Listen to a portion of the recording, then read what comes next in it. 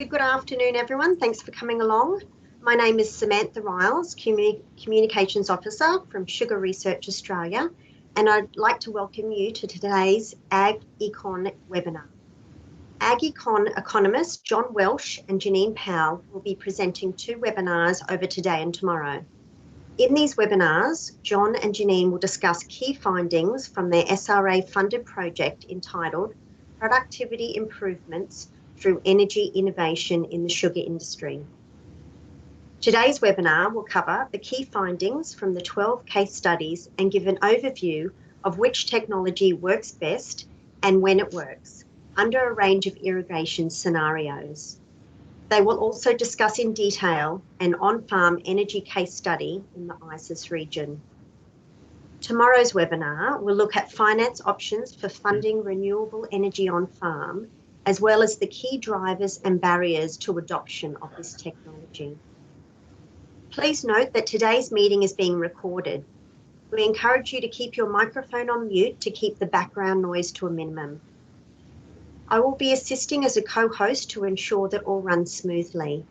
If you have any technology issues, please send a message in the chat box, which is located on the menu bar of your screen.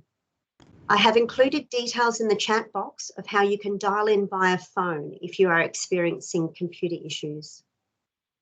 We encourage you to take an active part in today's meeting by asking questions. You can do this at any time throughout the meeting by typing your question into the chat on the menu bar. I will ask these questions at the end of the presentation on your behalf. If it is easier for you to ask your question verbally than to type in the chat, please unmute yourself. I'd now like to hand over to our speakers for today, John Welsh and Janine Powell. Thank you very much, Sam, and thank you all for logging into our broadcast. We are situated here in the Namoi Valley of New South Wales, which is pretty much the geographical centre of the cotton industry, which is where we first began analysing technologies and irrigation. So we have been on this project since 2017, and Janine and I are going to do our best today and tomorrow to try and summarise what we've found over the last 3 years of research, trying to condense that into a 25-minute session today and again tomorrow. Today will be on case studies. That's something we're quite familiar with. Overall, we've probably done 30 or 40 case studies across irrigation in rice growing, horticulture, cotton and sugar. We also do work for private companies, commercial farms and other R&D organisations. And just to kick off where, I guess, an abstract slide to start with, if I had to summarise the case study findings in 3 bullet points, what we discovered, solar is a very cheap source of energy. In terms of cents or dollars per kilowatt hour, it's a super cheap source of energy, but it only comes out, 6 to 9 hours a day, which is the problem. How do you work around that?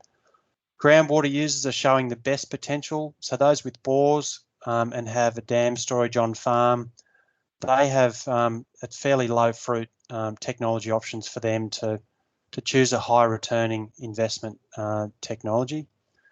Grid policy has a major impact on feasibility over the border in Queensland. Now, coming from New South Wales, where we have a competitive retail market, certainly it was very different going over the border and dealing with the monopoly constraints that we have with transmission service providers also being the retailer. So switching between tariffs and quite an inflexible system, whereas in our part of the world, there's a competitive retail market, particularly for feed-in tariffs.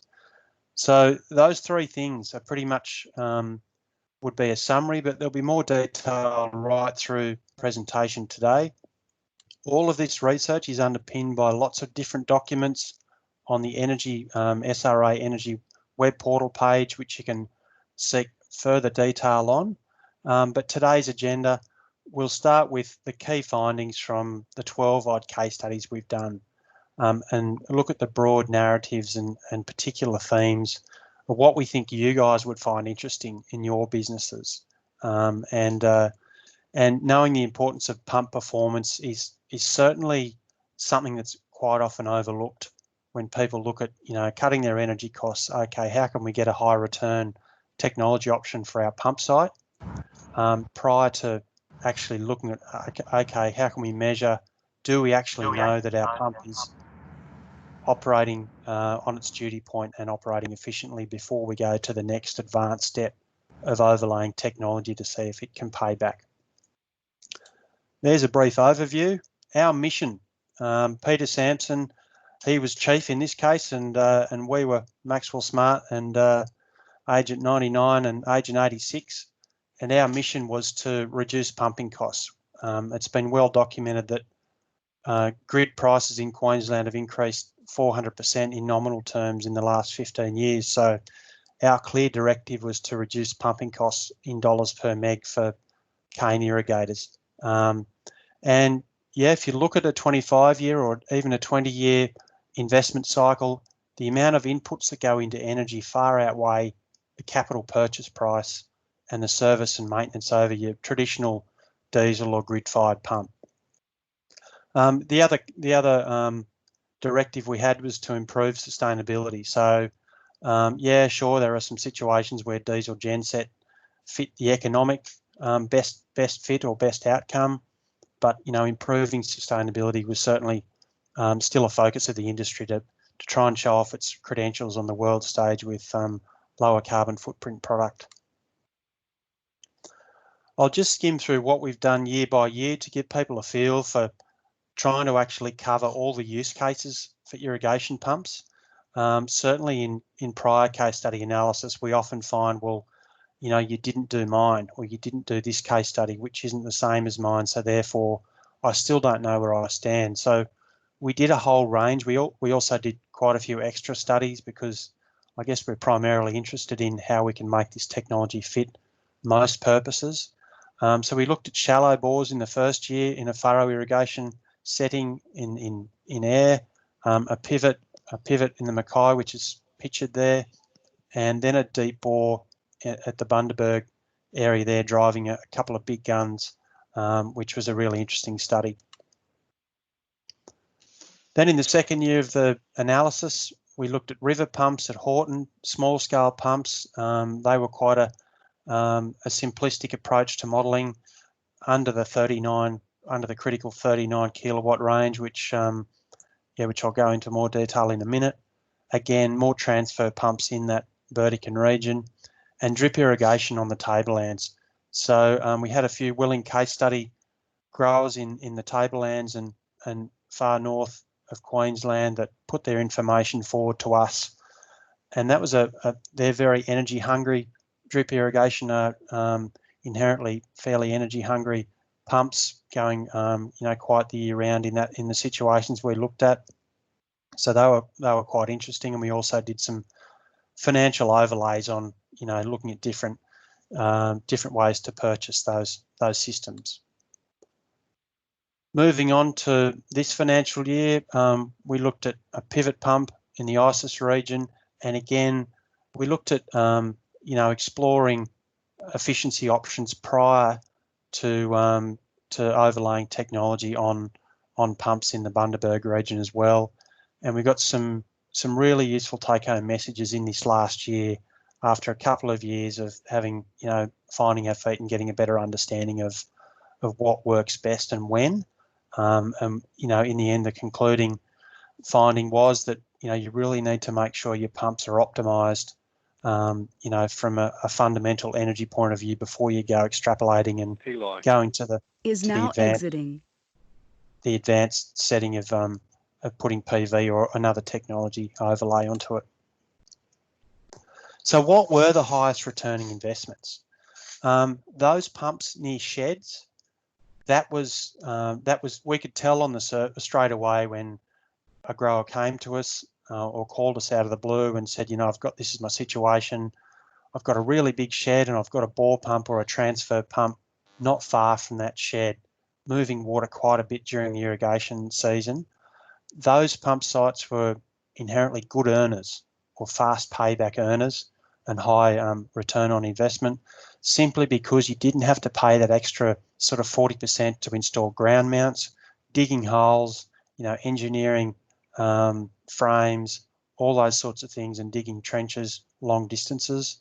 The roof-mounted PV certainly does offer a lower cost alternative, which means lower capital cost up front, and certainly if they're kept under 39 kilowatts, you meet the ergon requirements for a feed-in tariff and avoid a whole heap of paperwork and administration that I'm sure most farmers could do without. So that was a fairly quick analysis that we knew straight away. Wherever there was a roof mount near a pump, those numbers work quite well, provided there was no shading and those other pretty fundamental things that make PV arrays perform well. What are the other drivers of economic returns besides having a shed beside a pump? Pump utilisation is a critical one we see not just in cane, but certainly in cotton and rice and horticulture as well. Pump utilisation, what we mean by that is how often through the window are you just pumping through the summer growing season 3 months, or can you utilise more of that 12-month window when the sun's shining and pump into dam storage? Under those situations, we see very high returns also. In some cases, 30% internal rates of return and 3 and 4 year paybacks. And I know there are some cane growers, using pumping into storage. We did some analysis on a few. They worked quite well, along with system size, which I've covered in broad terms, and having access to a feed-in tariff. Now, we're not suggesting for a moment in a sweeping statement that above 39 kilowatts won't attract a feed-in tariff. You just have to go through more hoops. So it can be obtained. It's just a matter of going through the layers of studies and paperwork on a large scale. Obviously, solar farms, are a feed-in tariff by virtue of what they're trying to do. So, large scale arrays can do it. There's just more engineering and studies involved that the user has to pay for. But the drivers of economic returns weren't so much a function of what your irrigation application method is for. You can't actually go and say, because it didn't work on your drip case studies, it doesn't mean it won't work on another drip case study. It's just that I guess there are some, it's a matter of how many days of the year you can pump during the daylight hours and shift your load from nighttime, for example, and spread it out during the day. So you're not having wasted kilowatt hours from your PV array, for example, and you're actually pushing those energy units into your pump and not wasting them. That's probably one of the major things that we found, apart from lowering your capital costs through shed structures and the like. So there's a few little snippets of the demand of the drivers of economic returns. And just to give you context as to some energy costs, this is a little tricky going through these points. Solar PV, because there is no variable cost or very little, if you consider, you've got your upfront install costs and then you just really have to insure and clean them, you really have a negligible variable cost. So the annualised cost of PV is what I've quoted there, between 4 and 6 cents per kilowatt hour.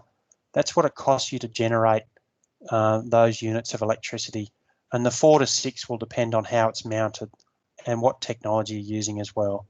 The diesel genset, I've got a chart there on the right-hand side. You will see we've modelled that at $1, net $1. So that's ex-GST and ex 39 cents. And ex 39 cent excise is removed from that to get your net $1 a litre, and that equates to around 25 cents a kilowatt hour as a variable cost. So that doesn't include the capital cost annualised into the genset. And then just more context, the grid tariffs, and I think they're including GST, those ones I've just got off the Irrigation website for tariffs, 62, 51 cents a kilowatt hour, 18 cents off peak.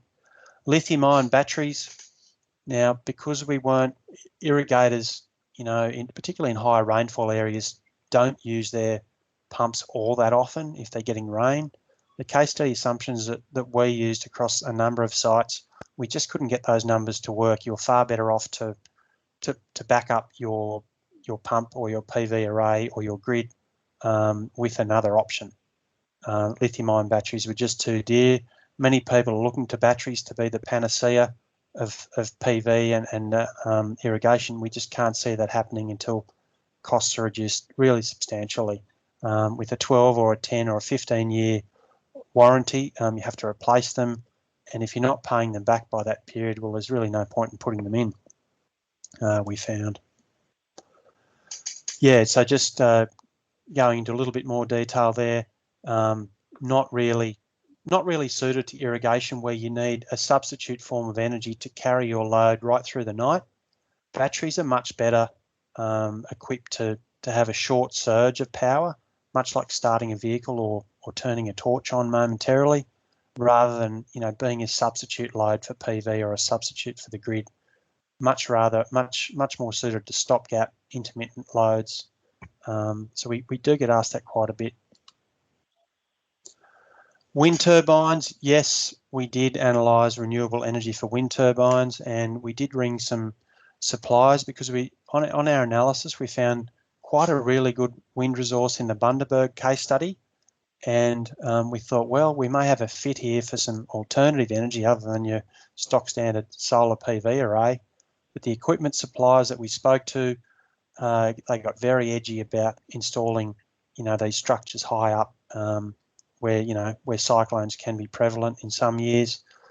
The last thing they want to do is provide detailed warranty on structures that may end up horizontal after one of these storms. So whilst we costed those out, and they still weren't as cost effective as the PV or other alternatives, but that's why we didn't include them in our analysis for practical reasons. It's all very well to find a desktop solution, but if equipment suppliers get a bit nervous about installing them, well, it's probably not too much point in digging into detail. All right, I'll skim through these other technologies. We didn't actually account for new R&D in solar coming forward. Here's a bifacial panel example. It's making technology of PV more affordable. So depending on the substance or the ground fill you have underneath your array, white gravel can yield potentially 10 to 12% more off the irradiance from reflecting off the ground as well as off the upside of the panel. That's happening. That's super interesting technology, particularly when it's applied to single axis tracking. This is interesting because equipment suppliers used to be reluctant to come down under really massive scale solar farm arrays. So unless you were talking a megawatt, that'd be a very short conversation with a supplier. Sorry, we're not interested. But now there are suppliers coming down with warranty to go to 30 kilowatts scale, which is really interesting, and cutting cost and improving capacity factors, so you're getting more daylight harvested from that infrastructure. Solar rebates are diminishing, so now there is no better time with technology improving and solar rebates available, particularly for small scale systems under 100 kilowatts. As soon as you go over 100, the LGCs have certainly tanked on the back of massive scale wind and solar farms. And pump performance, make sure your pump is optimised prior to considering a PV array or an investment. An audit in itself can offer really good returns. 1 year payback in some instances. Just because there's water coming out doesn't mean that pump is operating on its duty point. Pump performance, we've done some analysis in not just cane but other industries. Cleaning the screens in the bores can be a super high returning alternative to cutting your energy use. We've seen 2 megalitre a day bores increase to 4 and 5 in some cases, and your standing water level and drawdown level improves, 10 to 15 metres in some cases, cutting your energy costs straight away. So certainly if you're pulling your pump up, that's one to factor in. We've got some good numbers on that online on our case study. But that's it from me. Over to Janine. She's going to fill in the last remaining time on a more detailed case study of a whole farm energy use scenario. So Janine, over to you. I'll mute myself and let you take it from here. Thanks, everyone. Thank you, John. So John has gone through a lot of the high level kind of findings that we've found within the case studies, the different technologies we've looked at. And it really did come down to solar being essentially one of the key renewable that is a fit at the moment. So is solar a silver bullet?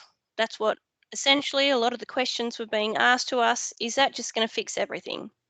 And in short, no, not necessarily. We wanted to look at renewables, and in particular solar, holistically in the energy system, farming, and irrigation. They're quite complex. There's a lot of different inputs going into it. So we looked at a specific case study at ISIS. The farm originally had a mix of water winches and flood irrigation. And this farmer was paying, on average, about $500 per hectare for his irrigation energy. And he had a yield of about 92 tonnes a hectare. Essentially, he was looking to lower that cost of energy, and he had an idea that he would be able to improve his yields if he could get his irrigation right. So the first thing that he did was he engaged help in terms of doing a site audit. So he had an irrigation engineer come and talk with him, and it really has made a big difference on his farm. The things that they found were that he would install a centre pivot, and he actually did this about 3.5 years ago.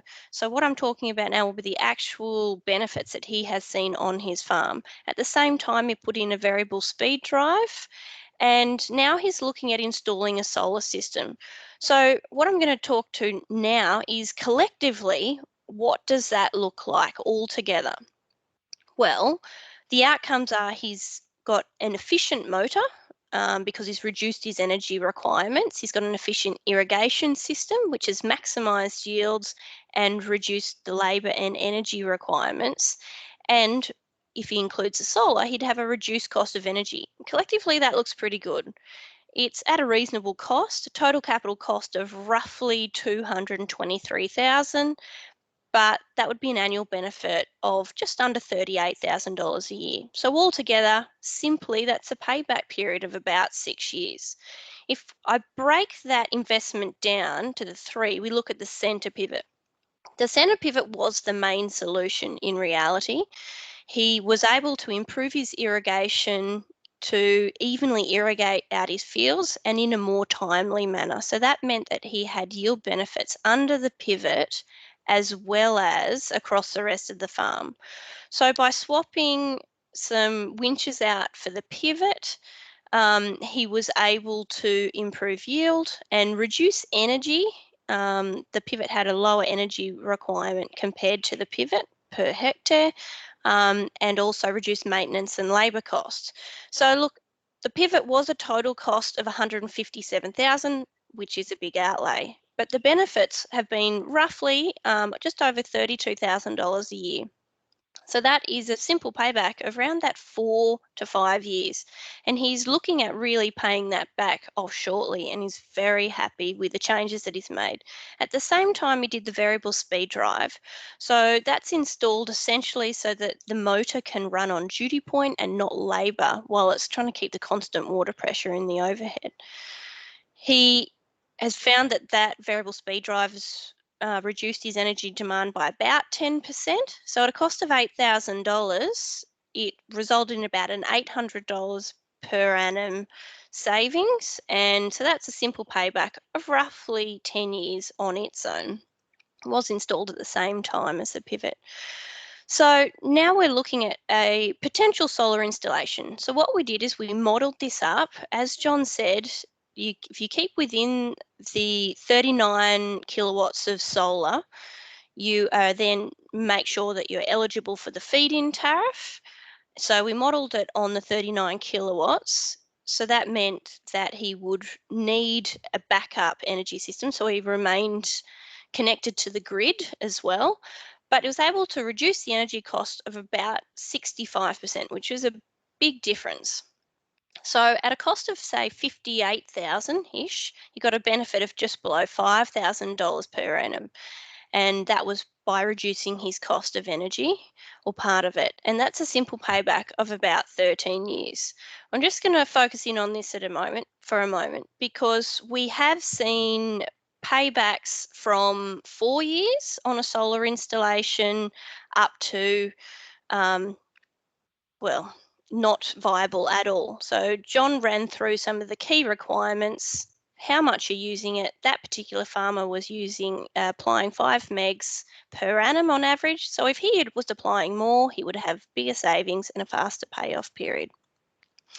And we're trying to keep it nice and condensed for you. We have so much information on the Sugar Research, which is the SRA website with the Energy Hub there, and John will run through that.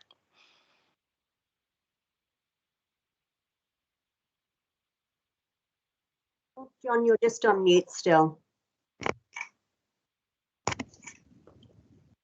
Sorry, Samantha, that's better. That's better. Thank you, Janine. And we did, in collaboration with SRA and Brad, develop an SRA Energy Hub, which does contain a whole bunch of material that we've developed during this project, fact sheets, reports, articles, YouTubes, podcasts, and links to weather recordings. So have a browse through there, and hopefully you can see something that applies to your situation. Or alternatively, we have much the same reports on our website as well, the AgEcon publications page, and there's also different studies relating to irrigation as well in cotton as well, which are much the same. It doesn't matter so much what's in the field, but the pumping situations are mixed and diverse there as well, which is worth a look. So, Sam, back over to you. More than happy to take any questions. I see there's a few in the chat bar. So yes, we over have to some you. questions. I have a question here from Titch. What is the prevalence of energy efficient pumps, e.g. variable rate, among growers you sampled? Growers we sampled, it wasn't so much of a focus. Doing the full scale audit on our growers prior to making the technology overlay, because there were separate other projects looking at energy efficiency, whereas it wasn't kind of in our remit, but we did think it relevant to look at this in our last case studies, because Steve Addard, and there's certainly been studies done on pump efficiency through various irrigation industries, and the stats aren't very good, to be honest. There's a lot of pumps out there not running on their duty point, running at sort of double the recommended extraction rate per metre of head. But until we got later on in the case study analysis, when we looked at some broad metrics, we found that the couple that we did identify weren't running properly at all. And in one situation, we had to resize that pump and then resize the PV install. Because I guess in fairness, sometimes aquifer heights in groundwater change over time. They were probably levels were higher 30 years ago when some of these pumping systems are put down. But having said that, it's quite easy for growers to think just because there's water coming out, it means the pump is fine. That couldn't be further from the truth. But yes, Steve Addard has done a lot of research on, where are the benchmarks and how many pumps are running, efficiently and how many not. Sam? Okay, another question. John Edens asked, does the savings on the 39 kilowatt solar include Feedin? So yes.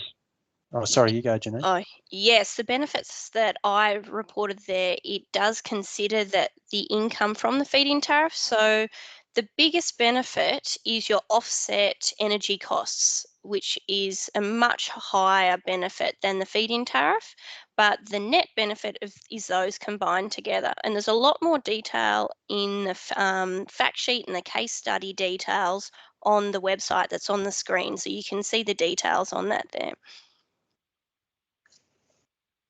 Okay, I've received some other questions via text. Larger pumps used on a seasonal basis connected to the grid, which technology is the best fit there? Well, we didn't do too many really big pumps in this analysis, but we actually did one on the Ergon network in a cotton project, and that was connected to the grid, and the rates were just exorbitant. The demand tariffs and the variable cost for those for that particular pump was very extreme. So the best case scenario there was to offset the peak times with a diesel genset and instead of being charged 40 odd cents during peak times when, when the extraction was available, when the window to pump came in. So that then became a mix of a diesel genset pumping during peak time at 25 cent cost, and pumping out of peak time in off peak at 20 odd cents. So they're the bigger pumps on the Ergon network are the trickiest ones to try and model up. They really are. There's lots of issues with connection, lots of red tape, lots of bureaucracy, lots of studies. So that's where we found probably the least likelihood of a sustainable option for technology to go on pumps with really sporadic demand through the growing season, whereas on the other extreme, groundwater users that can utilise a big pumping window were a good fit. Sam?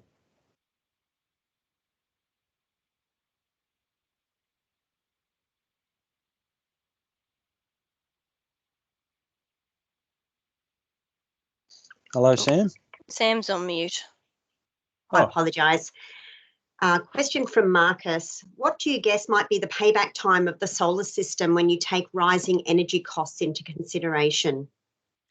So we actually did consider rising energy costs. What we looked as over the past roughly 10 years, and we used that rate of increase in our modelling for the next, it was over 25-year period, so the life of the solar. So we did consider that, and like I said earlier, we had one of those sites had a 4-year payback. It was really quick. Everything just worked in that particular analysis, and then we had other sites where renewables were not a fit. So we did consider the change in energy cost. Okay. What's the long-term outlook for a feed-in tariff? How did you model that? Yeah, so the policy papers that we read, they stated that, the attitude of people that set in a monopoly situation like this, Ergon would have the view that feed-in tariff rates would edge closer downward rather than upward, simply to try and encourage technology to become more efficient rather than just people plonking panels next to a substation and capturing a margin for just putting them there. But coincidentally, we're seeing in other states, in New South Wales, for example, where there's a competitive market, we are seeing a 20 cent feed-in for systems 10 kilowatt or lower on domestic systems. Even in Victoria, we're seeing time of use feed-in tariffs where, from 4 to 7 at night, those that feed into the grid can capture 36 cent feed-in tariffs, depending on that particular time of day when the market requires it. So, yeah, the Ergon situation in Queensland's quite unique in that we don't really know what the government will do with that. I know it's all regulated, and it goes before panels, etc., and it's reviewed and reviewed again. But I would say you wouldn't want to be banking on that feed-in tariff to go up too much. Stay static or edge a little bit lower. Sam? Okay, I've got one more question here. 58,000 is a lot of money. I've heard you can rent the systems for a lot less. Would you mind repeating that, please, Sam? Yep. 58,000 is a lot of money. I've heard you can rent the systems for a lot less. Well, look, that is true. The first part of the question, $58,000, what we've found really through our wide range of surveying is you really get what you pay for. The solar panels have a 25-year lifespan. You really want it to be there when it comes to that. If you skimp on mounting and things that say isn't rated for high wind levels, it could be a real issue. But tomorrow's webinar, we actually go through a range of funding options, the different rentals and finance options for renewable and in particular solar. So I'd stay tuned for tomorrow for the detailed answer on that one. Okay, thanks, Janine. We've got a question from Jordan. What is your recommendation for the average size of growers, 100 to 200 hectares, low capital inputs? Well, there's a few more considerations that need to be made on that. Essentially, as John said, it's how often you're irrigating. The more you're using the pump site, the more likely it is that a solar installation is going to work for you. You need to look at a number of things, but essentially have a look through some of the case studies, and that if there are any sites that might look a bit closer to yours, and it will give a lot more detail. So you'd have to nearly say, Janine, that a smaller farm that size, the pumps would be around that 22 kilowatt range nearly, or under the 40 anyway. So you'd have to think that would be in the sweet spot for, you know, for the right size to connect to the grid, provided they are grid connected and not diesel.